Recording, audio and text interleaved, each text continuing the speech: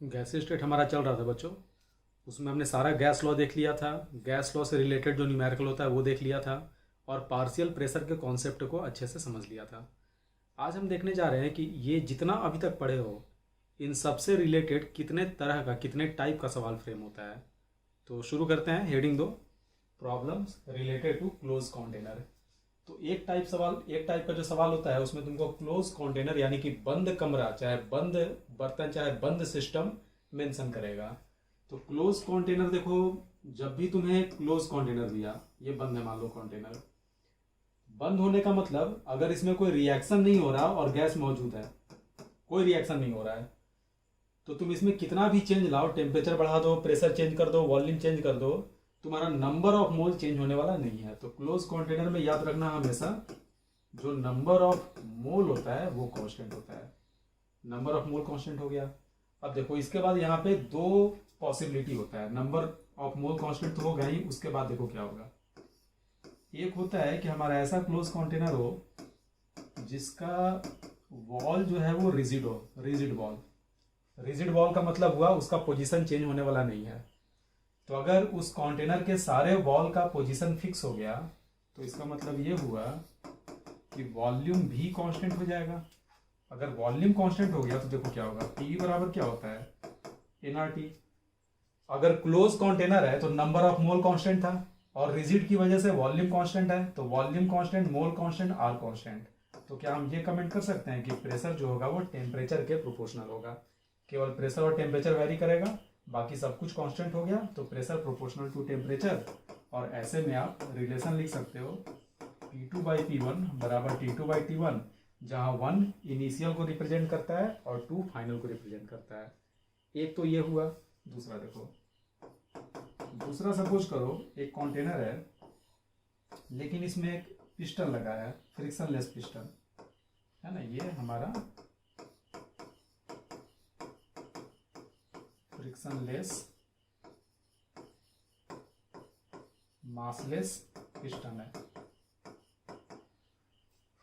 तो देखो इसमें होता क्या है, अगर ये फ्रिक्शनलेस मासलेस पिस्टन है तो होगा क्या कि अगर तुम इस कमरे में, मोल तो कांस्टेंट है ही, है ना, लेकिन इसका वॉल्यूम कांस्टेंट कांस्टेंट हो ऐसा कोई ज़रूरी नहीं है। होगा क्या कि अगर तुम मान लो इसको टेम्परेचर देते हो, हीट देते हो, तो गैस गर्म होगा, गर्म होकर फैलेगा। तो जैसे ही फैलना शुरू होगा ये पिस्टन को धक्का देकर ऊपर पहुंचा देगा। कब तक, जब तक कि बाहर का और अंदर का प्रेशर बराबर ना रहे। मान लो बाहर में एटमॉस्फेयर है 1 atm, तो अंदर में प्रेशर भी 1 atm होगा। तुम बोलोगे 1 atm जरूरी नहीं है, कुछ और भी हो सकता है। तो कुछ और नहीं हो सकता, क्योंकि अगर कोई दूसरा प्रेशर होगा, मान लो 2 atm है, तो बाहर में प्रेशर 1 atm, अंदर में 2 atm, तो अंदर से फोर्स लगेगा बाहर की ओर। बाहर की ओर फोर्स लगेगा तो हमारा पिस्टन जो है वो तो मूव कर सकता है, मासलेस है ना, और मूव भी करेगा। मासलेस अगर है तो हम उसके mg का फोर्स जो आएगा उसको, उसका कंट्रीब्यूशन नहीं लेंगे, उसको कंसिडर नहीं करेंगे। तो नीचे का जो प्रेशर है ऊपर वाले प्रेशर से ज्यादा है, तो पिस्टन को ऊपर की ओर फेंकेगा। वो कब तक फेंकेगा, जब तक कि अंदर का प्रेशर भी, जैसे ऊपर की ओर फेंका तो वॉल्यूम बढ़ा, वॉल्यूम बढ़ेगा तो प्रेशर घटेगा। कब तक घटेगा, जब तक कि अंदर का प्रेशर भी 1 atm ना हो जाए। जैसे अंदर का प्रेशर 1 atm हुआ, अंदर का प्रेशर बाहर का प्रेशर आपस में इक्वल हो जाएगा, है ना। कहने का मतलब कि जब भी तुमको पिस्टन दे दे फ्रिक्शनलेस मासलेस, तो ऐसे केस में हमारा प्रेशर कांस्टेंट हो जाता है। इनफैक्ट ये बोलो कि प्रेशर बाहर के बराबर रहता है, और बाहर में नॉर्मली प्रेशर कांस्टेंट होता है। नॉर्मली, जनरली, हमेशा नहीं। हम चाहें तो दिमाग लगा सकते हैं। क्या दिमाग लगाएंगे, बाहर में प्रेशर 1 atm है तो अंदर भी 1 atm, बाहर का चेंज करके हम 2 atm कर दिए किसी तरीके से, बाहर का चेंज करके 2 atm कर दिए, तो पिस्टन नीचे की ओर दबेगा। कब तक दबेगा, जब तक कि अंदर का भी 2 atm ना हो जाए। तो ऐसा करके हम प्रेशर को चेंज कर सकते हैं, लेकिन जनरली प्रेशर इसमें कांस्टेंट रहता है। अगर बाहर का प्रेशर फिक्स है तो अंदर का प्रेशर भी फिक्स होगा। तो तुम बोलोगे कि टेम्परेचर अगर हम बढ़ाएंगे प्रेशर चेंज नहीं हो रहा है, तो फिर चेंज क्या होगा, तो खुद ही देख लो क्या चेंज होगा। पीवी बराबर क्या होता है, एनआरटी। इस अगर मान लो बाहर का प्रेशर फिक्स है तो अंदर का भी उसी के बराबर होगा। तो प्रेशर कांस्टेंट हो गया, मोल कांस्टेंट था, आर कांस्टेंट था, तो यहाँ पे हो जाएगा वॉल्यूम प्रोपोर्शनल टू टेम्परेचर, यानी V2/V1 is equal to T2/T1 हो जाएगा। ठीक है, तो ये हम इन जनरल दो केस बताएं। क्लोज कंटेनर में दो केस, एक होता है रिजिड वॉल का केस जिसमें वॉल्यूम कांस्टेंट होगा, और दूसरा होता है पिस्टन के मूव करने वाला केस, है ना, जिसमें प्रेशर हम कांस्टेंट लेते हैं। ठीक है, और भी केस सवाल पे डिपेंड करता है। ठीक है, तो ये मेन हुआ, नोट करो। इसके बाद तुमको वेराइटी ऑफ सवाल दिखाते हैं, नोट करो।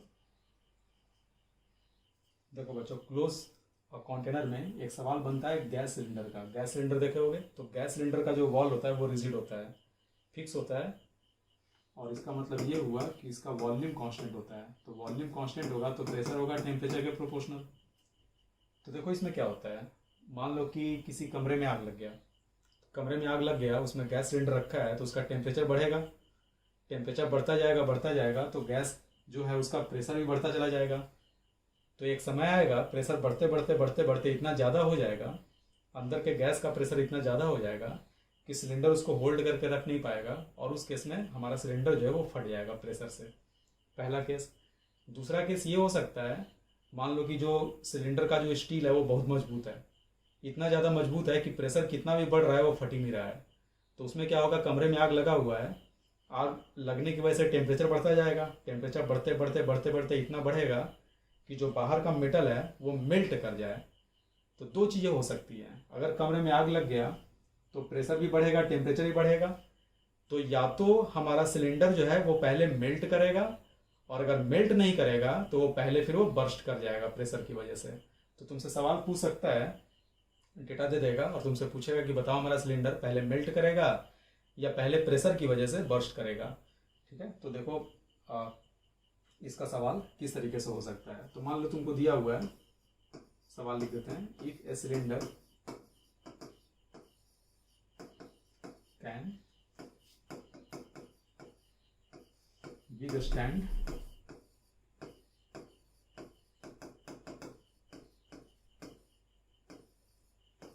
a maximum pressure of 35 atm। बोल रहा है कि एक सिलेंडर जो है वो मैक्सिमम 35 एटीएम का प्रेशर जो है वही बर्दाश्त कर सकता है, यानी उससे ज़्यादा प्रेशर हुआ तो वो फट जाएगा। ठीक है, can be the stand a maximum pressure of 35 ATM if cylinder is filled. अगर सिलेंडर को भरा जाता है, filled at 27 degree C and 7 ATM pressure. ठीक है, सिलेंडर को भरा गया किस पे, तो 27 डिग्री सी यानी 300 केल्विन पे, और जब भरा गया उसमें उसका प्रेशर था 7 एटीएम। ठीक है, तो ये बोल रहा है इफ मेल्टिंग पॉइंट ऑफ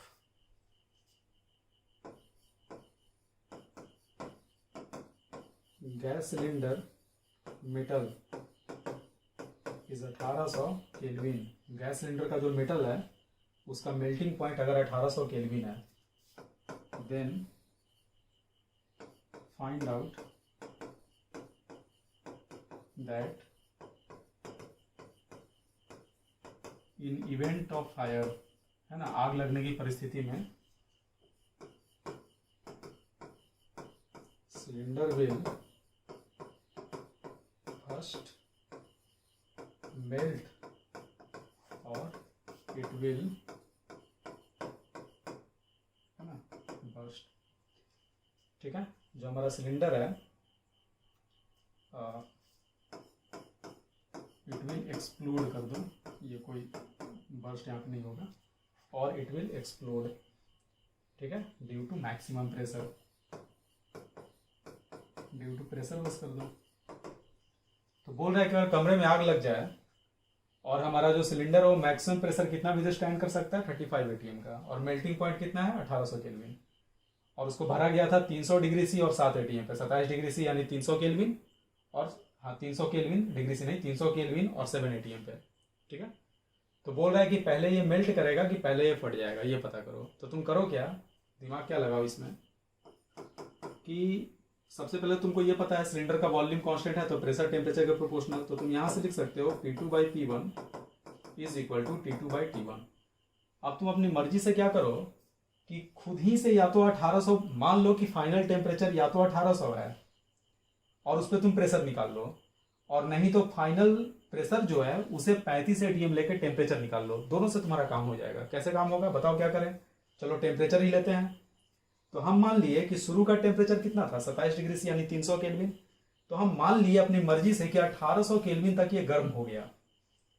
अगर ये 1800 केल्विन तक गर्म हो जाएगा यानी कि पिघलने वाला टेम्परेचर आ गया, तो हम यहाँ पे दिमाग देखो क्या लगा रहे हैं, कॉन्सेप्ट क्या लगा रहे हैं, हम क्या यहाँ पे कॉन्सेप्ट लगा रहे हैं कि इनिशियल टेम्परेचर था 300 और हम मान लिए हाइपोथेटिकली कि 1800 केल्विन टेम्परेचर आ गया।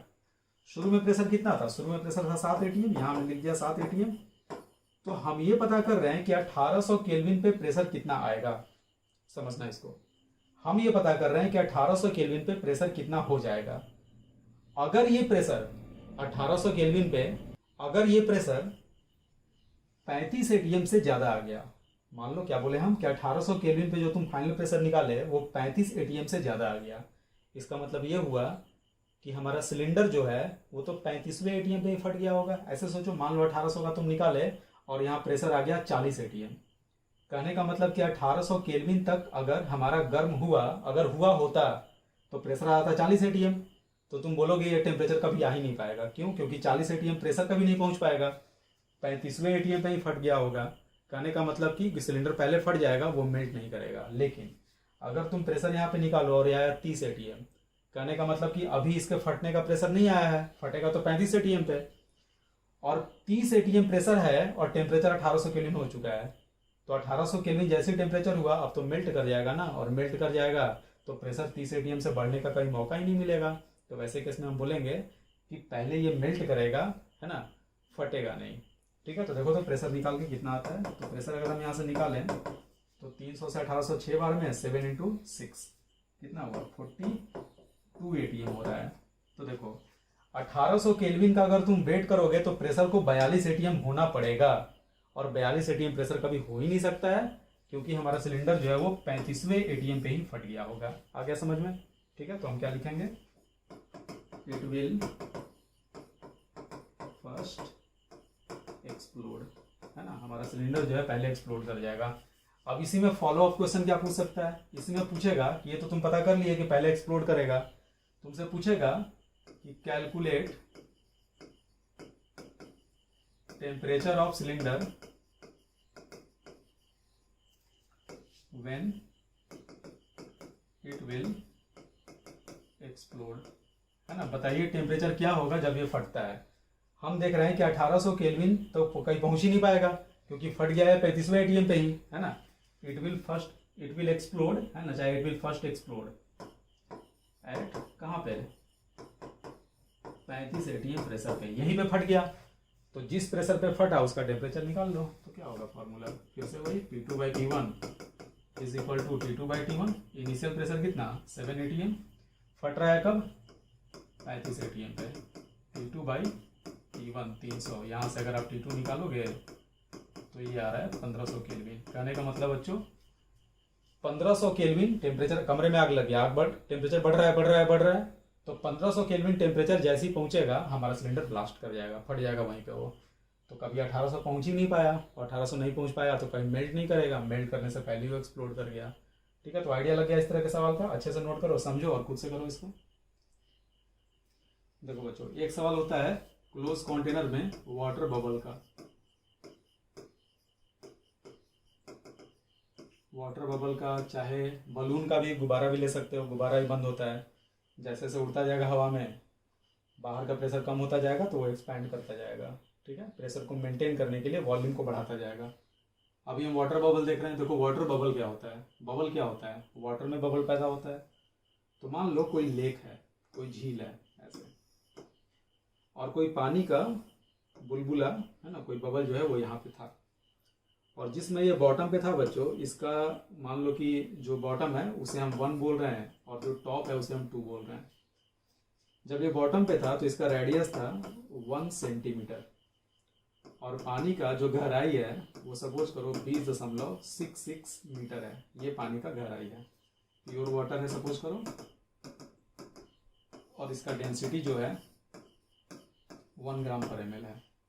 एटमॉस्फेरिक प्रेशर कितना है? एटमॉस्फेयर का प्रेशर जो है वो 118 है। ठीक है, और साथ में बोल रहा है कि बॉटम ऑफ द लेक, है ना, झील का जो ये वाला हिस्सा है, बॉटम जो इसका है, bottom of the lake is 10 degree C cooler than its surface. Surface की तुलना में 10 डिग्री C ठंडा है।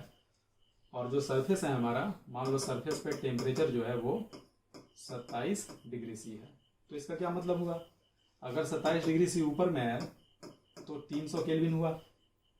ठीक है, तुमसे क्या बोल रहा है कि जब हमारा ये बबल है वो फ्लोट करते हुए जब सरफेस पे पहुंचेगा तो बताओ उस समय इसका रेडियस क्या होगा। आ गया सवाल समझ में। पानी कितना गहरा है, 20.66 मीटर, डेंसिटी है 1 ग्राम पर ml, बॉटम पे रेडियस है 1 सेंटीमीटर, एटमॉस्फेरिक प्रेशर है 1 atm, सरफेस पे टेम्परेचर है 300 केल्विन और बॉटम का जो टेम्परेचर है सरफेस से 10 केल्विन ठंडा है।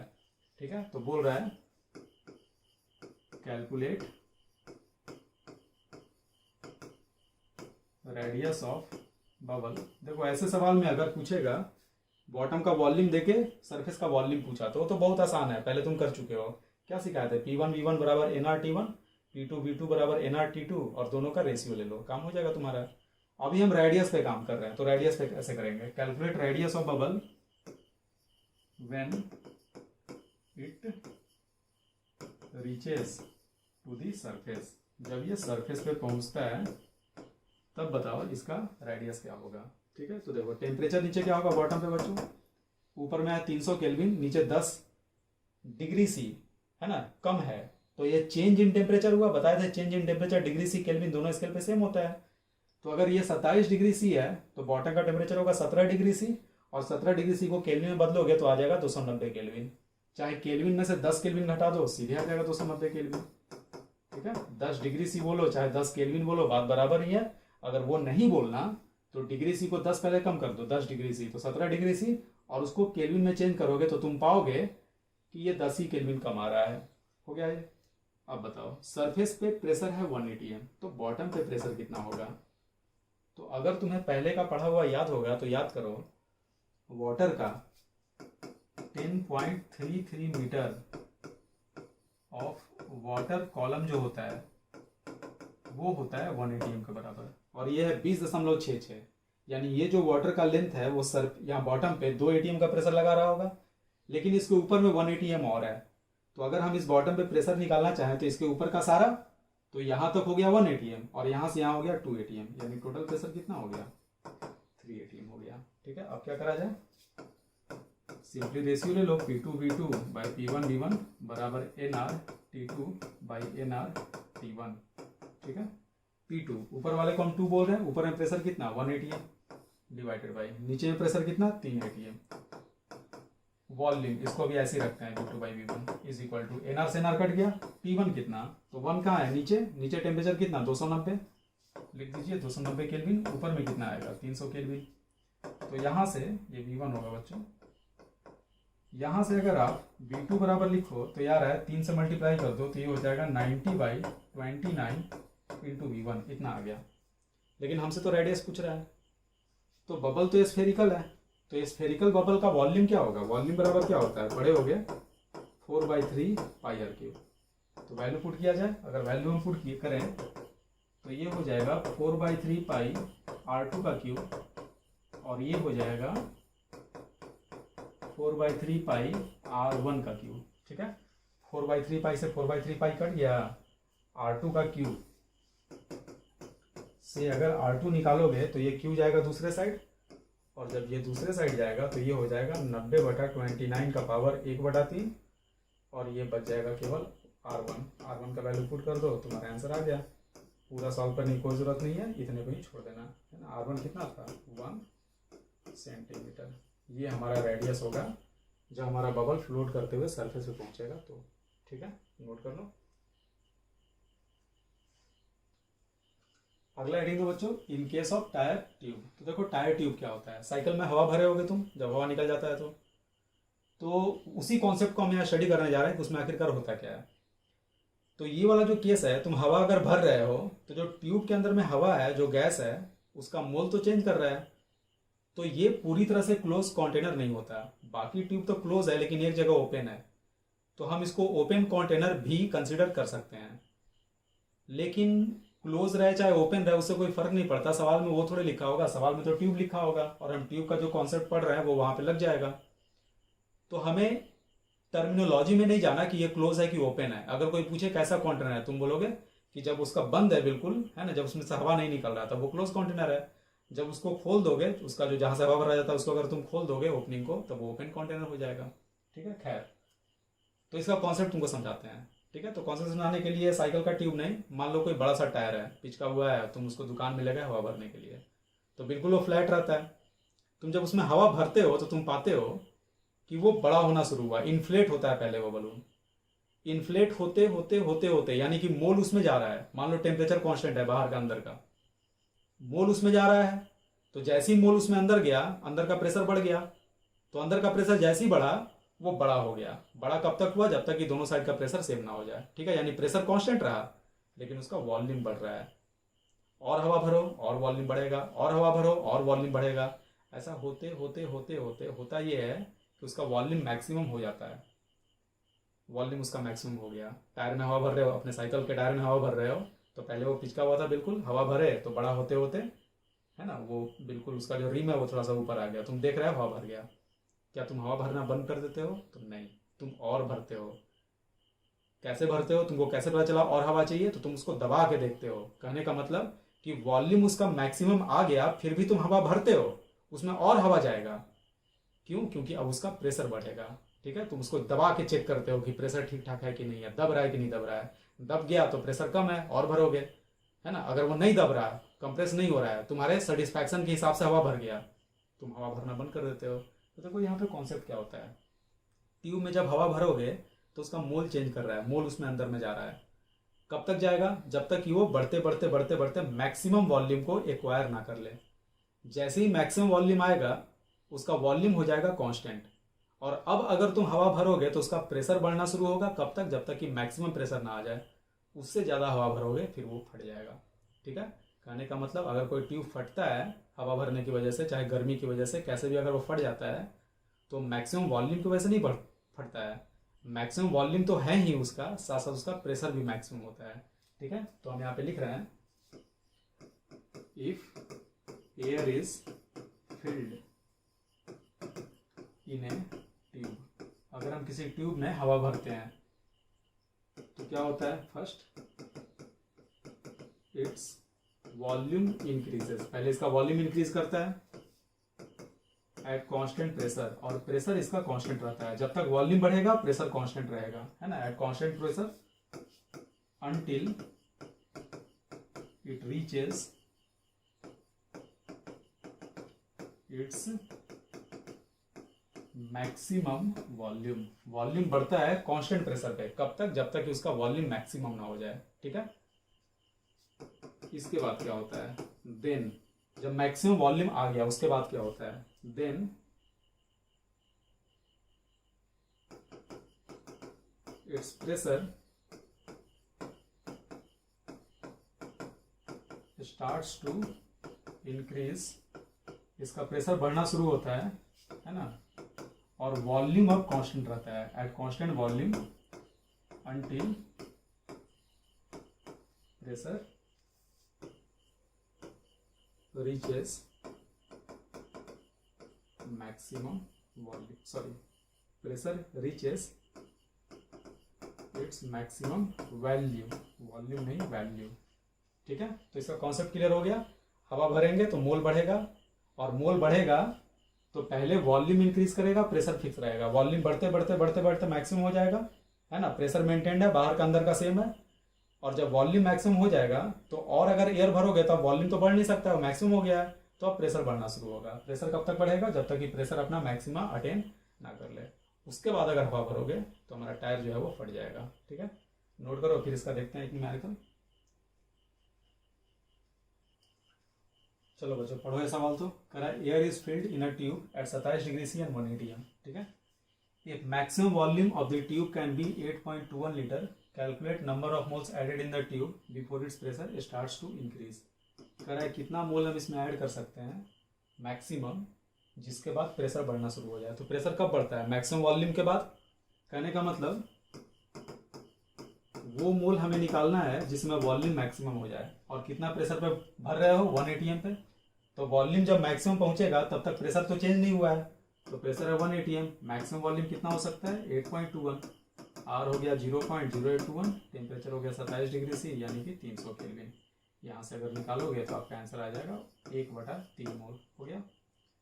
आगे कह रहा है कि tube can withstand a maximum of 5 ATM pressure. अगर ट्यूब में मैक्सिमम प्रेशर 5 एटीएम हो सकता है, calculate maximum number of moles of air which can be filled in the tube. बोल रहा है कितना मैक्सिमम हम एयर उसमें भर सकते हैं। तो मैक्सिमम एयर आप कितना भर सकते हो पूरा ओवरऑल? तो मैक्सिमम एयर तुम तब तक भरोगे जब वॉल्यूम भी मैक्सिमम हो जाए और प्रेशर भी बढ़ते बढ़ते मैक्सिमम हो जाए, उसके बाद नहीं भर पाओगे। तो प्रेशर मैक्सिमम कितना 5 एटीएम, वॉल्यूम कितना मैक्सिमम 8.21, आर हो गया 0.0821, टेम्परेचर हो गया 300 केल्विन। यहाँ से निकालोगे तो ये आ गया 5/3 मोल। तो बहुत ही आसान होता है इसका सवाल, नोट कर लो। अगला हेडिंग दो बच्चों, problems related to open container. देखो ओपन कंटेनर में क्या होता है, तो सपोज करो ये हमारा ओपन कंटेनर है, खुला है ये। अगर ये ओपन कंटेनर है तो इसमें से मोल बाहर भी जा सकता है, बाहर से अंदर भी आ सकता है, यानी यहाँ पे नंबर ऑफ मोल कांस्टेंट नहीं होता है।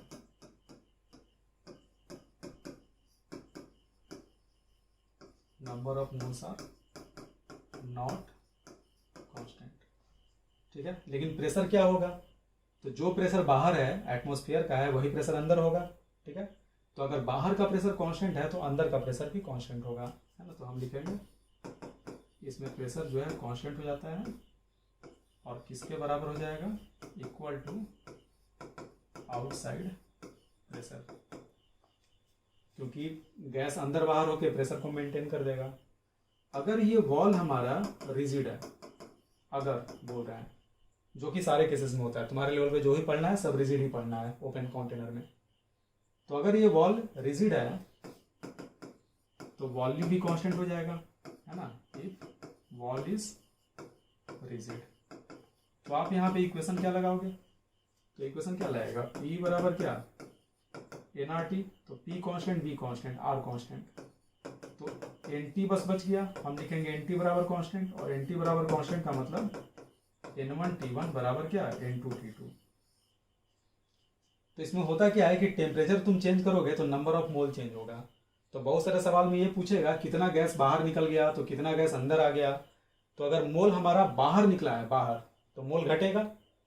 तो अगर बाहर निकले हुए मोल को अगर हम डेल्टा एन बोले, है ना, if delta N mole has escaped, इसमें से बाहर निकल गया, तो डेल्टा एन बराबर कितना होगा बच्चों, जैसे क्लासरूम है, पहले क्लासरूम में एक्स बच्चा था, उसमें से कुछ बाहर भाग गया और अब वाई बच्चा बचा हुआ है, तो कितना बच्चा बाहर भागा, तो तुम बोलोगे एक्स माइनस वाई। तो हम क्या लिखेंगे, शुरू में कितना मोल था n1, बाद में n2, n1 माइनस n2। लेकिन अगर मान लो क्लासरूम में एक्स बच्चा है और बाहर से कुछ अंदर आ गया और अंदर आने के बाद टोटल बच्चा वाई हो गया, तो कितना बच्चा बढ़ गया है, तो तुम बोलोगे वाई माइनस एक्स, बड़े वाले में से छोटे वाले को घटाएंगे। तो अगर तुम्हें बोले if delta n moles have been added, ठीक है, अगर ऐड हो गया इतना मोल कंटेनर में, तब क्या लिखोगे, डेल्टा एन बराबर फाइनल माइनस इनिशियल, ठीक है। अगर इतना मोल बाहर चला गया तो इनिशियल माइनस फाइनल, क्योंकि इनिशियल बड़ा है फाइनल कम है। अगर इतना मोल ऐड हो गया तो फाइनल माइनस इनिशियल, ठीक है। तो अभी हम न्यूमेरिकल में देखेंगे तब क्लियर होगा किस तरीके से हम इसको इस्तेमाल करते हैं। इतना नोट करो पहले, देखो बच्चों पढ़ो इसको। तो बोल रहा है at what temperature an open container at 27 degree C be heated. एक ओपन कंटेनर है 27 डिग्री सी यानी 300 केल्विन पे, उसको हम कब तक गर्म करें, सो दैट कि 1/4 of its initial mole have escaped, initial मोल का 1/4 बाहर निकल जाए। अगला बोल रहा है 1/4 ऑफ फाइनल मोल्स, फाइनल मोल का 1/4 बाहर निकल जाए। तो देखो कैसे करेंगे, पहला करते हैं पहले। तो मान लो हम इक्वेशन क्या लगाएंगे, n1 T1 बराबर n2 T2, ठीक है। तो n1 क्या हुआ इनिशियल मोल, n2 हुआ फाइनल मोल। अब देखो साथ में हम क्या लिखेंगे, डेल्टा n बराबर, तो मोल यहाँ पे एस्केप कर रहा है, तो एस्केप कितना करेगा, इनिशियल मोल कितना है n1 और फाइनल है n2। तो बताओ क्या लिखें, n2 माइनस n1 या n1 माइनस n2। तो अगर एस्केप किया है तो पहले ज़्यादा था बाद में कम है, तो डेल्टा n हम लिखेंगे n1 माइनस n2। और सवाल कहता है कि जो मोल एस्केप किया वो इनिशियल मोल का 1/4 है, तो इनिशियल मोल कितना है n1, तो कितना एस्केप करेगा n1/4। हमारा डेल्टा एन n1 का 1/4 यानी n1/4 हो जाएगा। तो यहाँ से अगर सॉल्व करोगे तो आपका n1 n2 में रिलेशन आ जाएगा, इसको लेफ्ट साइड में लाओ, तो n1 माइनस n1/4 बराबर n2, और यहाँ से आ गया 3n1/4 is equal to n2। अब n2 का वैल्यू यहाँ पे पुट कर दो, तो n1 T1 कितना था 300 केल्विन, n2 कितना 3n1/4, और यहाँ हमने मल्टीप्लाई कर दिया T2 से। यहाँ से T2 निकालोगे तो आ जाएगा 400 केल्विन। हो गया पहला। दूसरे में भी फिर से वही काम करो, n1 T1 बराबर n2 T2। इस बार भी डेल्टा n निकालो, तो डेल्टा n हो जाएगा मोल एस्केप्ड n1 माइनस n2। लेकिन पंगा क्या है, इसमें कह रहा है कि जो फाइनल मोल है उसका 1/4 एस्केप किया है। तो फाइनल मोल कितना था n2 का 1/4 कितना होगा n2/4। ठीक है। अगर बच्चों दिया नहीं रहा है कि इनिशियल का एस्केप किया है कि फाइनल का, सीधे बोल दिया 1/4 एस्केप किया, तो हम इनिशियल लेके चलते हैं। खुद कॉमन सेंस से सोचो, क्लास में बच्चा बैठा हुआ और हम बोले कि 1/4 बच्चा भाग गया, तो तुम फाइनल का नहीं निकालोगे, तुम बोलोगे जितना बैठा हुआ था उसका 1/4 भागा। ठीक है। लेकिन अगर फाइनल का ही दे दिया मैथमेटिकली, तो जो देगा हम उसी पे करेंगे। तो लिखा हमने n2/4। यहाँ से सॉल्व करोगे तो n1 बराबर, जब ये RHS में जाएगा तो ऐड हो जाएगा, ऐड होकर आएगा 5n2/4। अब n1 का वैल्यू यहाँ पुट कर दो, ये हो गया 5n2/4। T1 था 300 kelvin, n2 into T2, n2 से n2 कट गया, T2 अगर आप निकालोगे तो सॉल्व हो जाएगा। यहाँ से आ गया 1500/4। ठीक है। 3 12 7 और 5 आगे कितना 375 केल्विन। ठीक है बच्चों, नोट भी करो और खुद से एक बार करने का प्रयास करो। ये सवाल देखा जाए बच्चों, इसमें करा है ओपन बल्ब यानी ओपन कंटेनर है ऑफ अननोन वॉल्यूम, वॉल्यूम उसका पता नहीं है, उसको गर्म किया गया 27 डिग्री सी से 227 डिग्री सी तक at constant pressure, pressure constant है। एक्सपेल्ड एयर, जो गर्म करने से जो एयर बाहर निकला, expelled air is measured at different temperature, उसका मेजरमेंट किया गया अलग अलग टेम्परेचर पे लेकिन प्रेशर सेम है। ठीक है। Calculate volume of container if volume of expelled air was found to be 200 ml at 227 degree C. इसमें क्या बोल रहा है कि जो एयर बाहर निकला उसका वॉल्यूम दिया हुआ है, एग्जैक्ट वॉल्यूम। तो कह रहा है बताओ कंटेनर का वॉल्यूम कितना था, बल्ब का वॉल्यूम कितना है। तो बहुत आसान सवाल होता है, देखो कैसे करेंगे। इसको सीधे डेल्टा एन वाले से करो। डेल्टा एन बराबर क्या, जो वॉल्यूम एस्केप किया वो क्या लिखोगे, n1 माइनस n2 लिखोगे, और इसका वैल्यू PV बराबर nRT से लिख दो। तो मोल, तीनों तो मोल ही है, ये जो एस्केप किया वो मोल है, तो एस्केप करने वाला मोल कितना होगा, मोल बराबर क्या होता है n बराबर PV/RT। देखो, तो जो मोल एस्केप किया उसका प्रेशर तो P ले लिया हमने, वॉल्यूम कितना दिया है, तो जो मोल एस्केप किया उसका वॉल्यूम दिया है 200 ml, हमने लिख दिया यहाँ पे 200 ml divided by RT, R into temperature कितना, तो ये 200 ml कितने पे आया 227 पे, तो 227 में 273 जोड़ोगे आ जाएगा 500 केल्विन। N1 यानी इनिशियल मोल, तो इनिशियल मोल कितना होगा बच्चों, PV प्रेशर वही रहेगा, V बल्ब का वॉल्यूम जो कि नहीं पता, PV divided by R into initial temperature, initial temperature है 27 यानी कितना kelvin 300 kelvin, minus PV final mole bulb का ही, ये इंटू बल्ब का ही फाइनल मोल है, तो प्रेशर भी वही होगा वॉल्यूम भी वही होगा, divided by R into temperature कितना 227 डिग्री सी, 227 में 273 जोड़ दो कितना आ गया 500 केल्विन आ गया।